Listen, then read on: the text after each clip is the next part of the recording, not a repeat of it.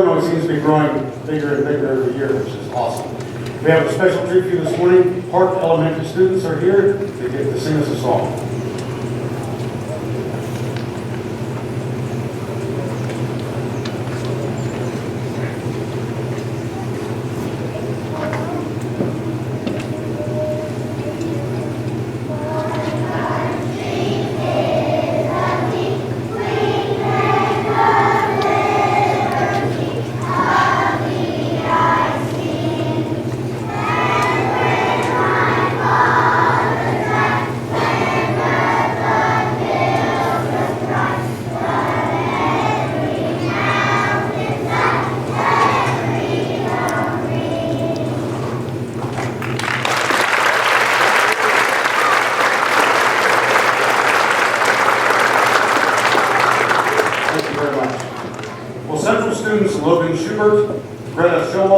And Rosa Soto, please come forward to lead the pledge.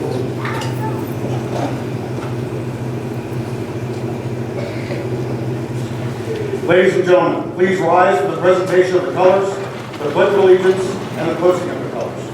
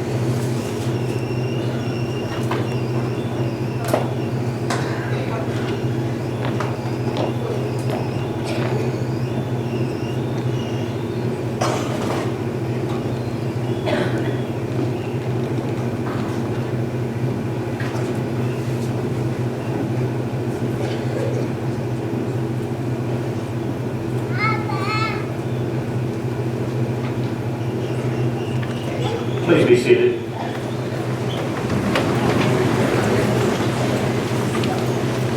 Buongiorno. Good morning. Buenos dias. Good morning. I want to welcome our students, our staff, our guests, and of course, our brave veterans to today's assembly. In this country, we have many holidays, and we have so much to celebrate. The 4th of July celebrates our independence from Great Britain, the birth of this great nation. Memorial Day is for us to remember our true heroes, those men and women who died in uniform, that gave, as so eloquently praised by President Abraham Lincoln, that last full measure of devotion. But today is Veterans Day. We are here to honor those Americans who have put on an American uniform and honorably served their country. Formally called Armistice Day, it marked that moment in history when on the 11th hour of the 11th day of the 11th month of 1918, the guns fell silent in the Great War, what we now call World War I. You should take pride in knowing that it was a U.S. representative from Emporia, Kansas, Edward Herbert Reese, who presented the bill that was signed into law by another Kansas, President Dwight D. Eisenhower, in 1954, that established this holiday, proclaiming that on this day, let us solemnly remember the sacrifices of all those who fought so valiantly on the seas, in the air, and on foreign shores to preserve our heritage of freedom. When one thinks of our men and women in uniform, most people envision a warrior, full battle gear, weapon in hand, or perhaps the pilot at the controls of a fighter jet, face obscured by the helmet's visor. Yes, those are warriors, make no mistake. 1% of our population serves on active duty in our military, and 1% of those are actually what provides us with that fighting image. The rest of the 99% are those unseen heroes that keep that warrior equipped, healthy, fed and clothed, and transported to and from their destinations. They provide intelligence, security, and support so that the 1% can accomplish their missions. Heroes, each and every one of them. They were once just children, coming from small towns and big cities across this country. Some enlisted from other countries. They gave up the security that children know to step into a great unknown. They grew up quickly, for they had to. Their training was repetitive to the point of insanity, for their jobs had to be done perfectly every single time. Lives were at stake, as well as the security of this nation. Their missions took them far from home. They endured fear, loneliness, anger, confusion, doubt, and sorrow. They can tell you about being cold, wet, tired, and hungry. Yes, they were once children, but they became soldiers, sailors, airmen, and Marines. And then they knew. They had become the protectors of our greatest asset, our country's future, our children. I seldom thank a fellow veteran. We exchange a look, perhaps a nod.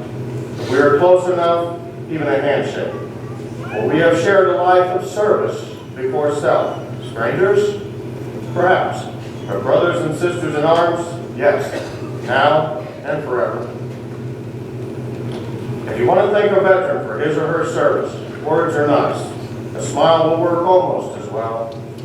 But nothing would be a greater tribute to these men and women than for each and every one of you to make a commitment to live a meaningful life, live with integrity and honor, and become part of something greater than yourselves. So to our students and civilian guests, I want to wish you all a happy Veterans Day. Try to keep in mind the true meaning of this holiday.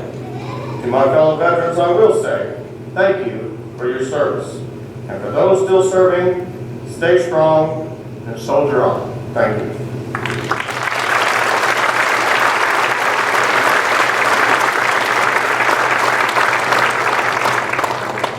Those who have served and those currently serving in the United States military are ever mindful that the sweetness of enduring peace has always been tainted by the bitterness of personal sacrifice.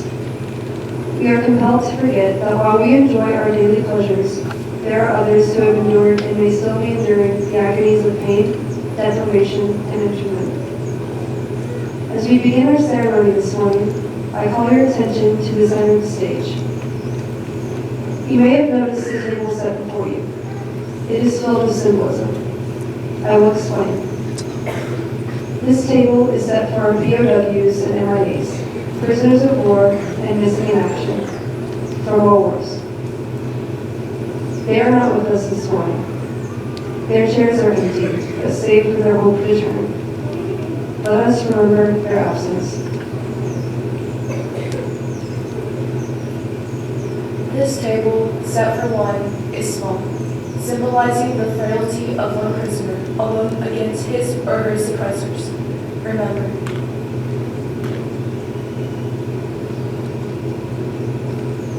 The tablecloth is white, symbolic of the purity of their intentions to respond to the country's call to arms. Remember.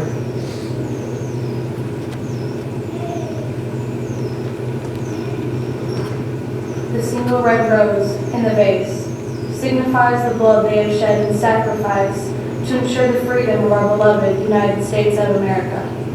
Remember. The slice of lemon on the plate reminds us of their bitter fate. Remember.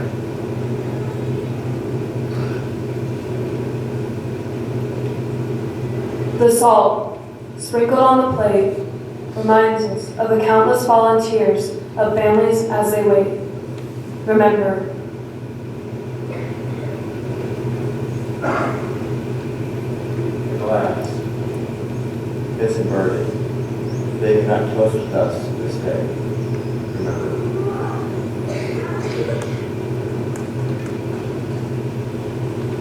The chair is empty. You're not here. Remember.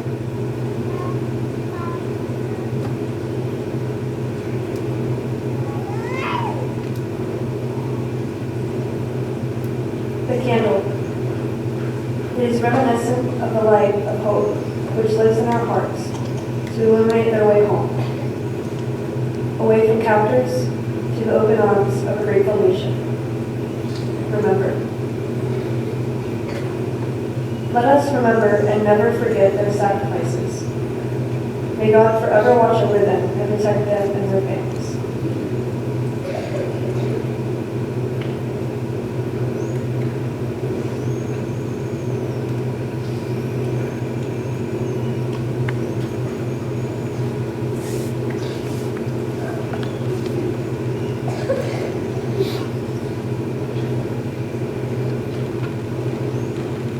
Let us remember the United States Army, honored by Cadet Landon Navy.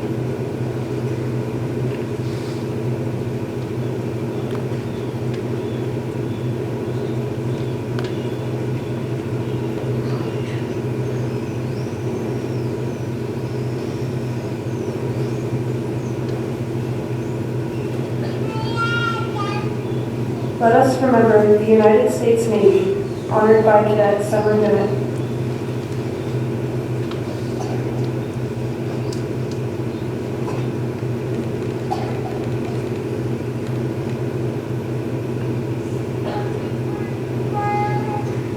Let us remember the United States Coast Guard, honored by Cadet Cooper Stroud.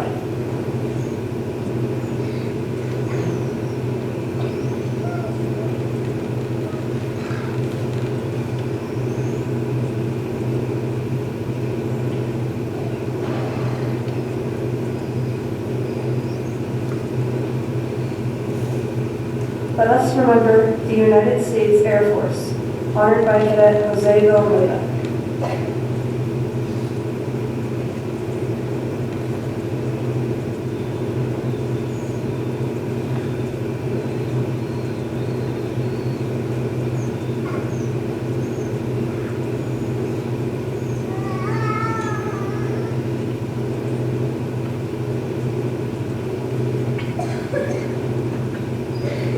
Let us remember the United States Marine Corps, honored by Cadet Mari Alonso.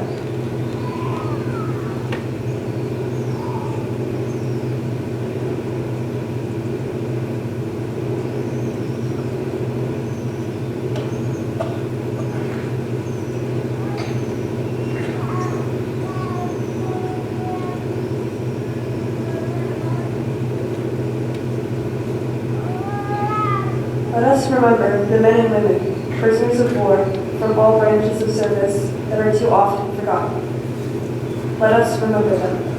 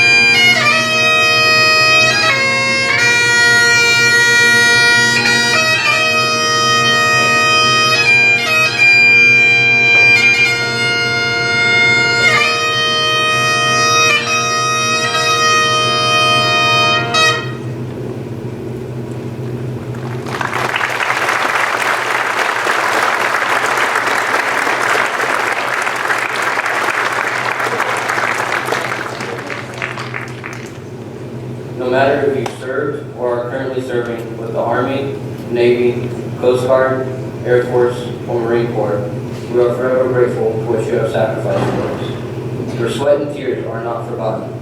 In your honor, we will play each branch's official song. When your branch's song is played, please stand to be recognized.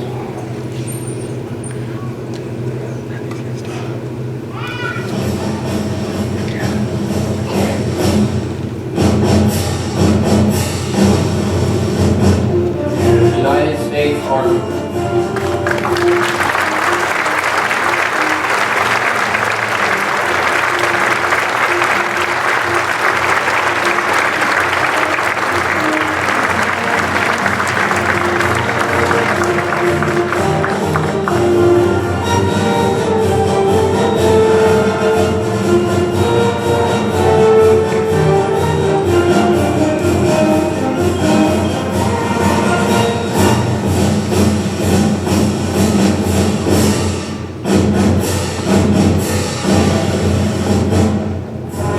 United States Navy.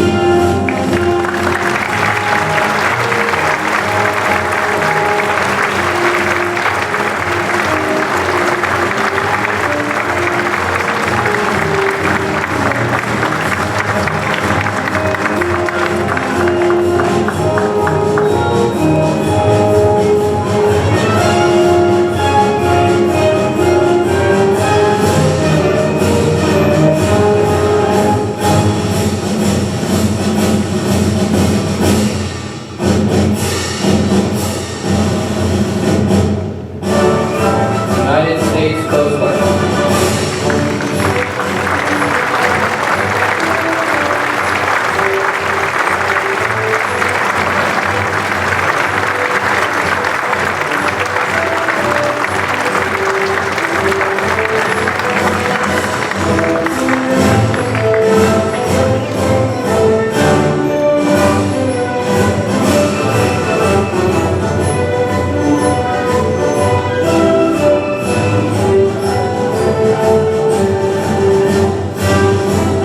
United States Air Force.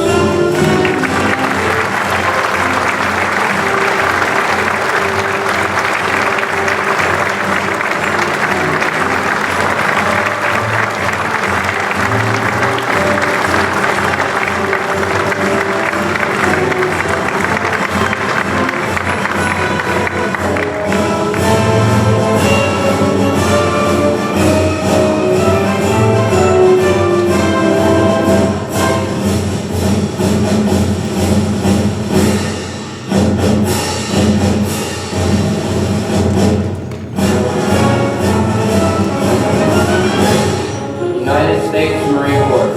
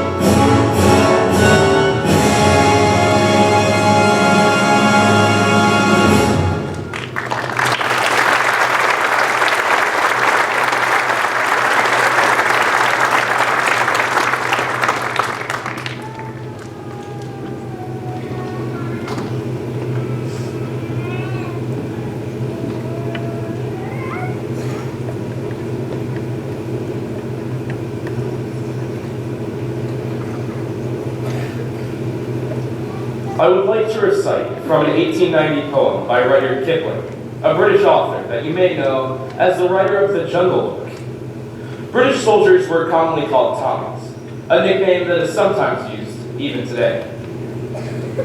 Forrest, tell me this and tell me that. Chuck him out, the brute. But it's savior of his country when the guns begin to shoot. I hope you enjoyed the accent. Kipling was very aware that many of his countrymen treated the British soldiers well only when they were needed to fight for their country. This poem should serve to remind us that we can never forget the sacrifices made by our men and women in uniform that secured and sustained the freedoms that we all enjoy.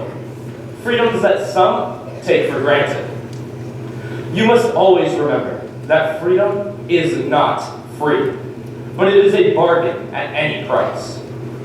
Among us, living in the shadows, are some of these brave men and women that you might see in your school at any day of the week. They are hiding in plain sight.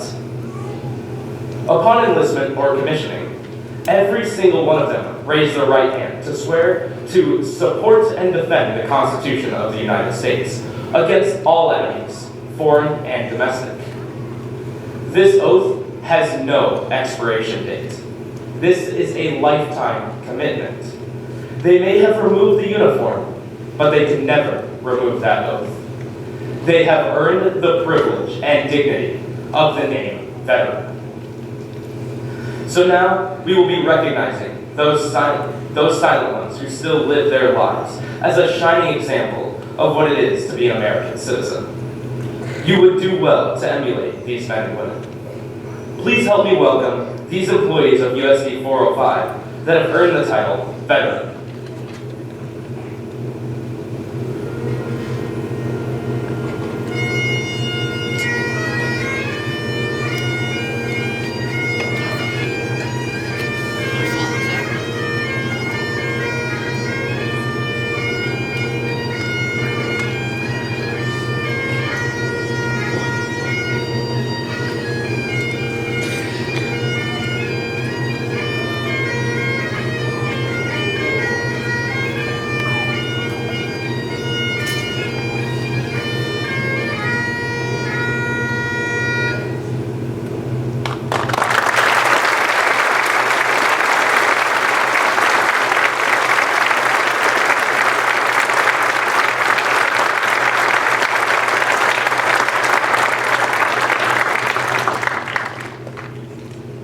John Cannon, United States Navy, 2000 to 2004, Petty Officer 2nd Class, Quartermaster, USS John S. McCain. He is still steering people in the right direction.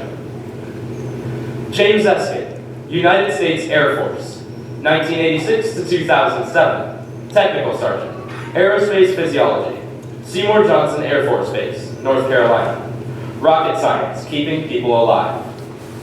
Stephanie Eskin, United States Air Force, 1988 to 1992, Senior Airman, X-ray Technician, MacDill Air Force Base, Florida, still helping people that have had a bad break.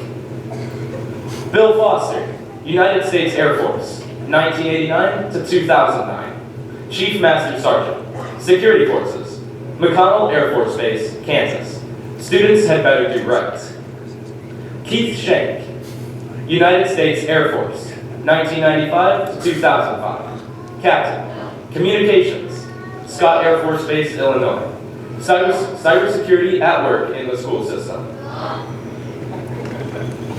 Ron Anschutz, United States Army, 1964 to 1970, Staff Sergeant, Intelligence/Scout Armored Division, Fort Carson, Colorado.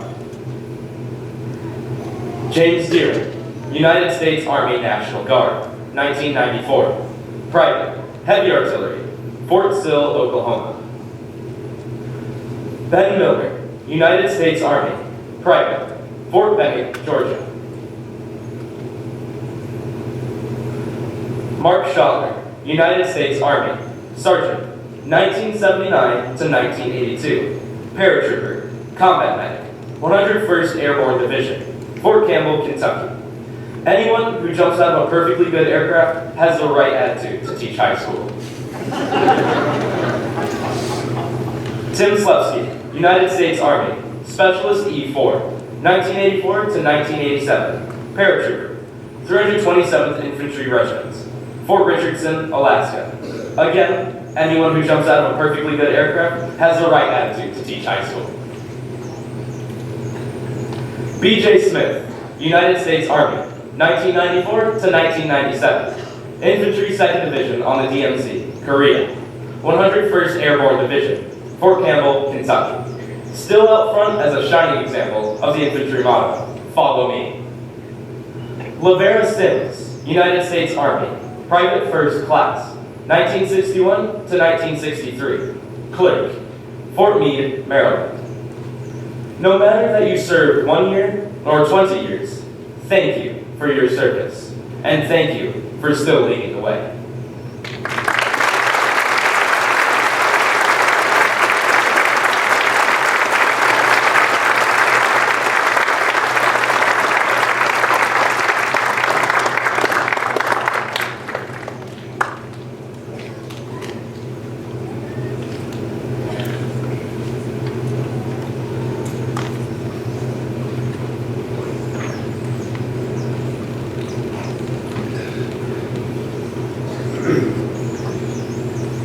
It is my pleasure to introduce our guest speaker this morning, Lieutenant Colonel James H. Bilby, Jr. Lieutenant Colonel James Bilby is the Deputy Commander, 184th Regional Support Group, Kansas Air National Guard, McCollum Air Force Base, Kansas. The 184th RSG fields a diverse mission set comprised of tactical to national command and control and weapons range operations. The RSG consists of the 134th Air Control Squadron, 284th Air Support Operations Squadron, and Detachment 1, Smoky Hill Air National Guard Range. Lieutenant Colonel Bilby is a native of Tacoma, Washington. He received his commission through Air Force Reserve Officers Training Corps in December of 2004 from the University of Minnesota. The Colonel holds degrees of Associates of Applied Science, a Bachelor of Science of Applied Studies, a Master's of Science of National Security Studies, and a graduate of the Air Command and Staff College. Trained as a photographic interpreter, sensor operator, imagery analyst, intelligence officer, tactical air control party member, and weapons training roles, both as instructor and evaluator.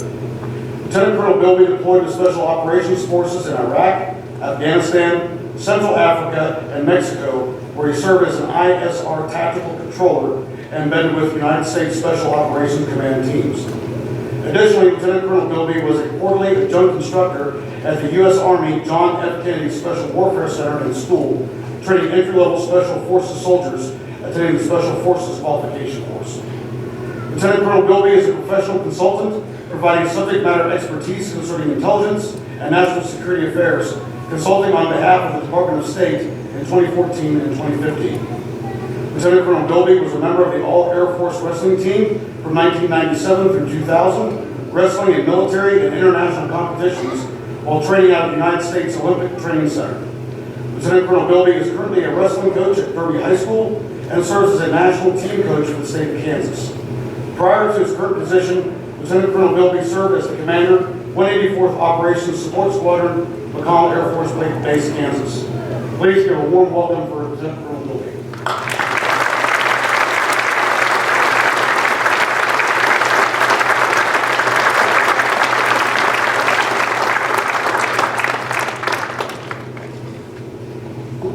Put these glasses on, not as young as they used to be, so. Well, what can you say? Heck of a show this morning so far. Dads, it was outstanding. I appreciate what you guys do. I'd like to first start off and welcome everybody. Good morning. It's quite a drive coming in from Rose Hill. That's where I live currently. And so to the administration, to the faculty, to the folks at Lyons, the veterans in attendance, I appreciate the opportunity to speak on this final morning in November. A little bit of flurries out there and some nasty wind, but I appreciate the opportunity to come up here today. First, I'd like to thank all the veterans among us that have given themselves to service, dedication, and the defense of this great nation that we call the United States of America. Please also take a moment to think, as you look at this table, of the 81,000 veterans that are still missing in action or prisoners of war, and their families as they have not returned yet. Additionally, I'd like to thank any Gold Star families present for their son or daughter's service, as they are truly the true heroes. Our veterans, active duty members, guardsmen, and reservists have all made sacrifices to include their families that have helped ensure keeping our country safe, free, and I mean this, a shining light of what democracy looks like to the rest of the world. I am truly lucky to have served this great nation for over 23 years of my life, and many of them with their special forces and now with the Kansas Air National Guard. From the mountains of the Hindu Kush to the deserts of Iraq, to the genocide mass grave sites in Bosnia, to the carnage of the 2010 earthquake in Haiti, the jungles of Central Africa, and chasing the cartels in Mexico, trust me when I say we are the shining light to the rest of this world. If what President John F. Kennedy said is true, a nation reveals itself not only by the men it produces, but also by the men it honors and the men it remembers. Today we are honoring a generation of veterans today in Lyons. Some of our veterans were drafted when their number was called. Some volunteered, but all took an oath to defend this great country against all enemies that have ever tried to threaten our way of life. We all gather today to honor and recognize our veterans' service. We're very grateful, I believe, to live in communities such as Lyons, or where I call home, Roos Hill, that is dedicated to recognizing the sacrifices that have been made before and now. As stated earlier, Veterans Day was originated as Armistice Day on November 11th, 11th hour, 11th month, 1919, and was the first anniversary to end of World War I. Armistice Day became a national holiday beginning in 1938. Interesting enough, President Eisenhower, a native of Abilene, changed Armistice Day to Veterans Day in 1954. Veterans Day is set aside to remember every man and woman who has taken up arms to defend our great country. We honor the soldier, the Marine, the airman, the sailor, and the Coast Guardsman, who stood ready to give their life, if needed, to this great country and to protect that way of life for future generations. Most towns have military equipment to represent veteran memorials. Some have a tank, some even have an airplane. Yet regardless of what they have displayed in small towns all across this country, it represents the fighting spirit of the American patriot. The American experience is unique, as we have rarely experienced enemies on our own soil or at our gates. Most countries, to include the free world, do not live in this luxury. This is something I can assure you, as I have been on combat deployments on most of the world's continents.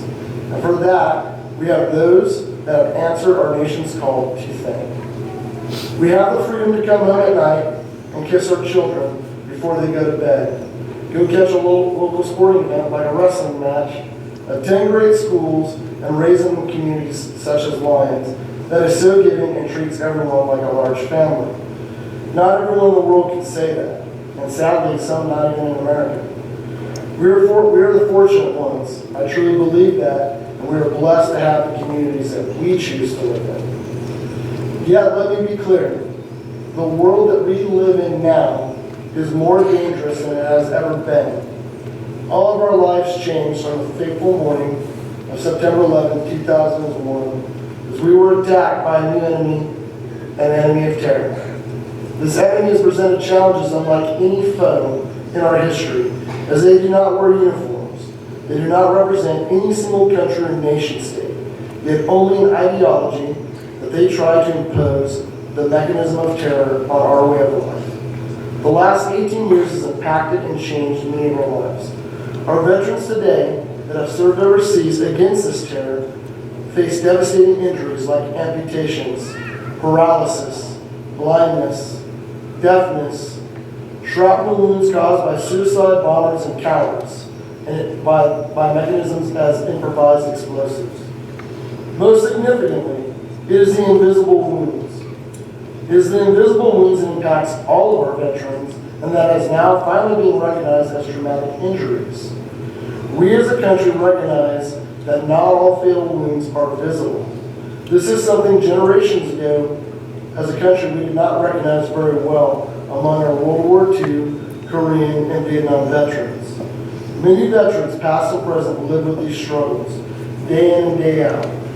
Adequate veterans care is not a necessity, but a part of our obligation to care for our veterans as they have cared for us so we can sleep in our beds at night safely. Prime Minister Winston Churchill, on August 20th, 1940, quoted, "Never in the field of human conflict was so much owed by so many to so few." This, as we know, wasn't just relevant during World War II, but also remains relevant today, as approximately 1% of our population serves in uniform at this moment. We are blessed to live in communities like Lyons, that has a large and proud veteran population as we see today. Future generations from this community and others will continue to answer our nation's call and proudly serve in uniform as those before them did. They will continue to carry the torch of liberty, defend this great nation, and shape our future. And when their service is done, they'll be business owners, farmers, volunteers to the community, or just being old wrestling coach like myself. And in the future Novembers, I can only pray that a place like Lyons remains as patriotic community as it is today to honor our veterans with the respect they have earned. Once again, I'd like to thank you for coming out this morning for the ceremony, and God bless America.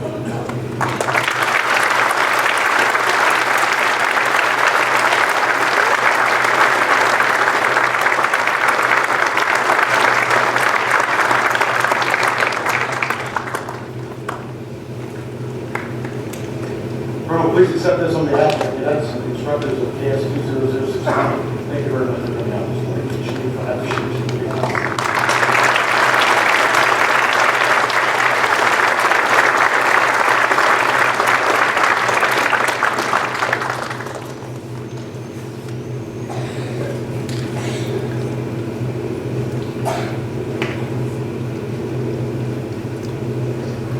For more than 200 years, the American flag has been the symbol of our nation's unity, as well as a source of pride and inspiration for millions of citizens.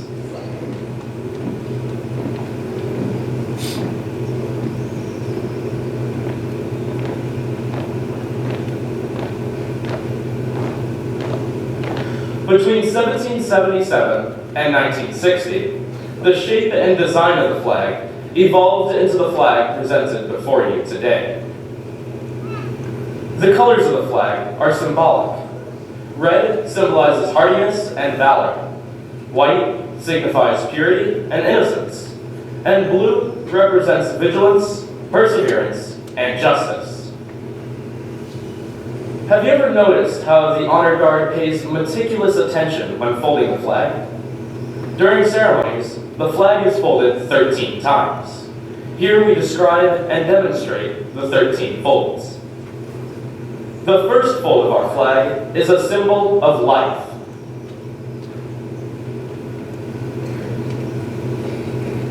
The second fold is a symbol of our belief in eternal life.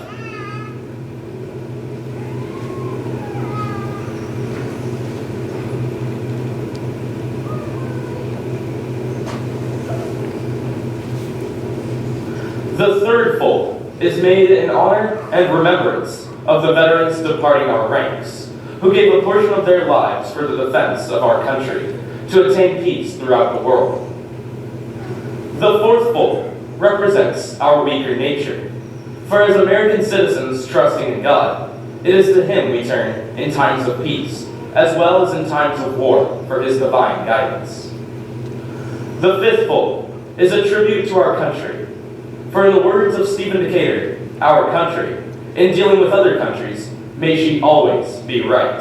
But it is still our country, right or wrong. The sixth fold is for where our hearts lie. It is with our heart that we pledge allegiance to the flag of the United States of America and to the republic for which it stands, one nation, under God, indivisible, with liberty and justice for all. The seventh fold is a tribute to our armed forces. For it is through the armed forces that we protect our country and our flag against all her enemies, whether they be found within or without the boundaries of our republic. The eighth fold is a tribute to the one who entered into the valley of the shadow of death, that we might see the light of day. The ninth fold is a tribute to womanhood and mothers. For it has been through their faith, their love, loyalty, and devotion that the character of the men and women who have made this country great has been molded. The 10th fold is a tribute to the Father, for He too has given His sons and daughters for defense of our country since they were first born. The 11th fold represents the lower portion of the seal of King David and King Solomon, and glorifies in the Hebrews' eyes the God of Abraham, Isaac, and Jacob. The 12th bowl represents an emblem of eternity and glorifies in the Christian's eyes God the Father, the Son, and Holy Spirit. The 13th bowl are when the flag is completely folded. The stars are uppermost, reminding us of our nation's motto, "In God we trust."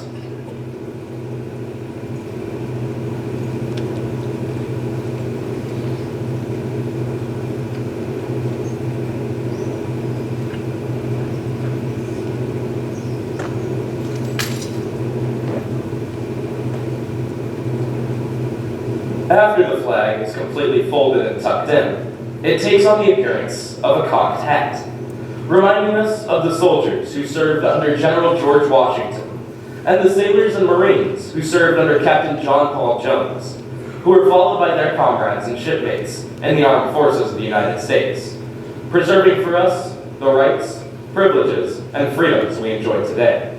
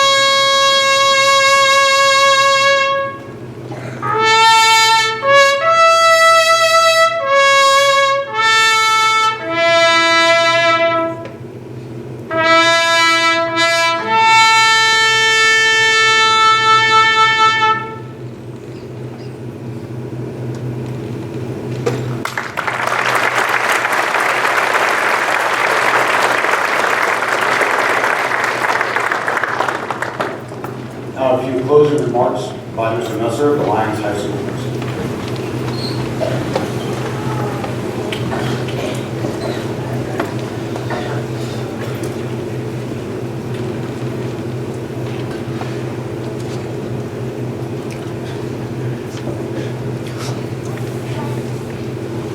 As we conclude today's program, please rise and give thanks to our veterans, those who are here today and those who could not be. And please join me in giving honor to our veterans one more time.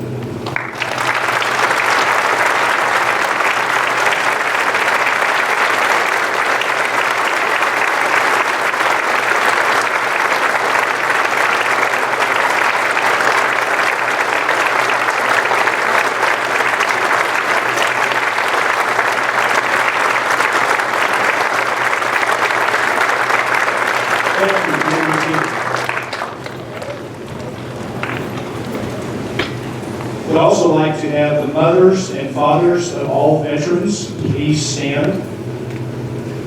We have some in the audience, which we do. Veterans and parents, please stand as well. Gold Star parents. Is there a Gold Star lady or Rick? Is there a Gold Star mother here? So let's give these ladies and parents another round of applause.